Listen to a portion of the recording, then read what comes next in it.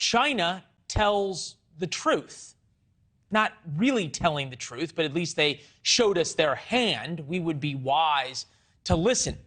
This is a tweet. The price of freedom in the U.S., according to the Chinese Foreign Ministry, 1 million COVID deaths plus 40,000 gun deaths per year plus 107,000 fentanyl deaths in 2021 alone.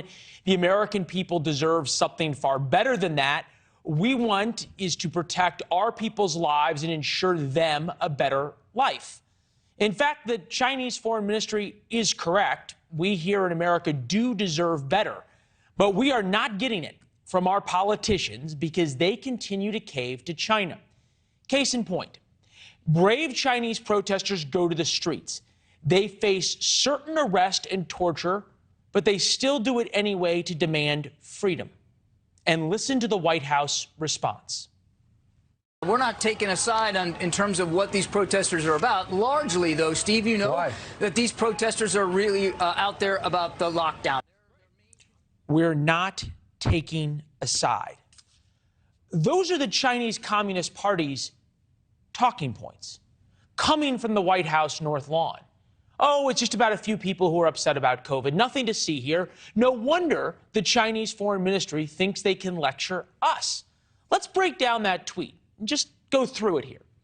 You remember when they said the cost of freedom in America? Who would want freedom when you could have stormtroopers in hazmat suits ripping kids from their parents to enforce COVID-0 policies? Who would want freedom when you can have goons searching your phone on the street, checking for evidence of protesting? Of course, nobody would want freedom then. Who wants freedom when you can have drones flying in the sky at all times of the day and night, watching your every move, or facial recognition software along every single street giving you a social score? As the saying goes, freedom isn't free. Let's go through the Chinese price list. 1 million COVID deaths. China gave us the coronavirus. Let's be honest, it likely came from a Chinese bioweapons lab. But either way, they are lying and covering up early during COVID, as the Chinese did undoubtedly. Even the World Health Organization admits that. The fact that they lied and covered up made the pandemic much worse. The Chinese are admitting they killed 1 million Americans, yet we have done nothing to them. 40,000 gun deaths a year is another statistic that they quoted, the Chinese quoted, true and tragic. The majority of those are from suicide, but think about that. Why would China want us here in America worried about guns? People in China do not get to own guns. Of course not. A population with guns wouldn't put up with stormtroopers in biosuits taking their children. Now to the next cost of freedom as defined by the Chinese Foreign Ministry, 107,000 fentanyl deaths, again tragic, mostly caused by fentanyl from China. They are the #1 supplier of fentanyl to America. And again, we do nothing. If the Chinese wanted to shut the fentanyl trade down, they could. You saw what they do to shut down COVID. They could do that to shut down fentanyl. The Chinese Foreign Ministry just took using our freedoms against us to another level. And why should China think we will ever stand up for ourselves? Decades of American presidents from both parties have done nothing. The Chinese continue to buy up American farmland to control our food supply. The Chinese continue to expand their nuclear arsenal using stolen American technology. The Chinese continue to build new hypersonic missiles and stealth aircraft, again, with stolen technology.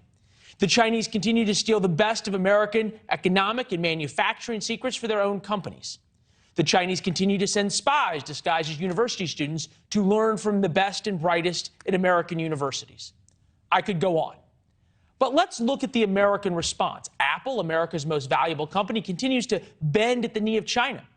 As we told you last night, Apple CEO Tim Cook sold out the Chinese protesters and hands over their data to Xi Jinping's goons. Apple allowed itself to become a subsidiary of the Communist Party, at least as it relates to business in China. In fact, Apple turned off an iPhone feature the protesters had been using to get around China's Great Firewall. Apple sold everybody out for the mighty yuan. Speaking of Xi Jinping, or China's strongman, or president for life, or king, call him what you want, the protesters in his country want something beyond just an end of COVID lockdowns, and they want to go beyond the end of COVID-0 as policy to prove China is better at dealing with COVID than the West. They want an end to Xi Jinping. Just listen to them.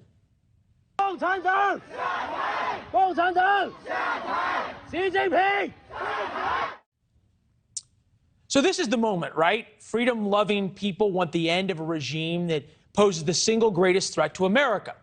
This is the time that an American president finally says, enough. Sadly not. President Biden won't even talk to the press about what's happening in China. Instead, he sends out his spokesman to answer questions.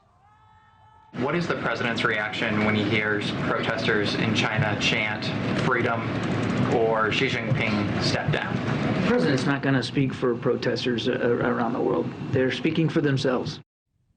Yeah, and evidently we're not going to take sides either. Think about that for a second. People in China are more willing to stand up to the Chinese government than we are. It's good to see you, Congressman. Been too long, sir. We appreciate it. Congratulations on re-election. Oh, thanks. You think about this concept in the financial markets of too big to fail. Has China become too big to confront? No, not at all. And I think there are a lot of, politicians in the United States, particularly in our party, the Republican Party, that are saying and calling out China on all the issues in your opening monologue. And I would add to that data trafficking, basically stealing the data of Americans to population map the United States to your long list. But yeah, there are plenty of politicians calling them out. It's just not the White House. It's not the commander in chief. And unfortunately, that sends a very bad message to China and to our allies, particularly in places like Latin America. Fair enough. But Congress can do a lot. Are we at the point where you would support sanctions against Xi and against the business interests of the Chinese Communist Party unilaterally? No, there are better ways than sanctions as it relates to China. I would submit doing something like the bill that I actually filed last year, the Nearshoring Act, the Western Hemisphere Nearshoring Act, and we're going to actually do that bill when we're in the majority. It basically provides low-interest loans, not with taxpayer dollars, by the way. It uses the China tariff money to buy the loan down and use private investment dollars to move businesses from China to Latin America and to the United States. I have another bill that brings that manufacturing back to the United States. That's, of course, reshoring. But that's, I think, the best way. We cripple them that way a lot faster. Sanctions, plus minus, sometimes they work, sometimes they don't. But nearshoring and taking that manufacturing, moving it and shortening the supply chains. Biden today said offended every American by saying they don't understand supply chains. Well, we do. And let's shorten them by getting the business in either in the United States or in Latin America. Fair enough on the sanctions point. Pentagon report that China is likely to have 1,500 nuclear warheads by 2035. U.S. currently has 3,700, although this is China's, trebling the amount of warheads they have right now or more. This hasn't just been a Biden administration issue. This has been going back for decades by presidents of both parties. Why is confronting the Chinese? I'm thinking even George H.W. Bush, who after Tiananmen Square sent Brent Scowcroft over and said, hey, look, it's fine. We're going to patch everything back together. No one's willing to call out Xi Jinping and say, we're going to hold you personally responsible for the safety of these protesters. Look, it's about the pocketbook, Leland. I mean, these guys, it's about large corporations in the United States. Even in the Trump administration, which probably took the hardest line against China, you had this incredible split between commerce and the national security side. So DOD and the Intel folks, they were all saying, this is an enemy. And then the Commerce Department was continuing to send, high-tech equipment to China. So this sort of split personality occurred even in the administration that was the strongest against China. And we've just got to recognize we're selling ourselves to an enemy that, your description was very accurate at the beginning. The Uyghurs, the way they're handling, Belt and Road Initiative, bully diplomacy, debt diplomacy, they're not good guys. And it's time for America to wake up. Your point about Apple, I'm sitting here thinking, well, maybe I need to switch to another platform. I mean, I did. It's appalling. I saw the tweet a couple of nights ago, or yesterday, I think it was, that said we need to boycott Apple, sent from Twitter on iPhone.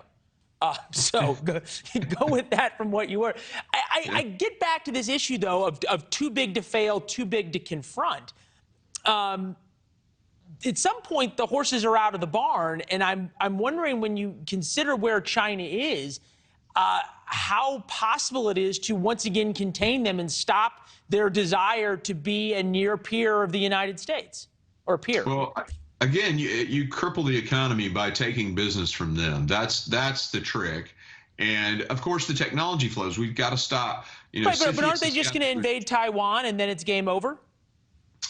Listen, if they invade Taiwan, that's a huge hit, because Taiwan makes 94% of the high-end semiconductors and about 50% of all semiconductors, and that devastates the economy. So that can't. Well, I mean, we can't allow that to happen.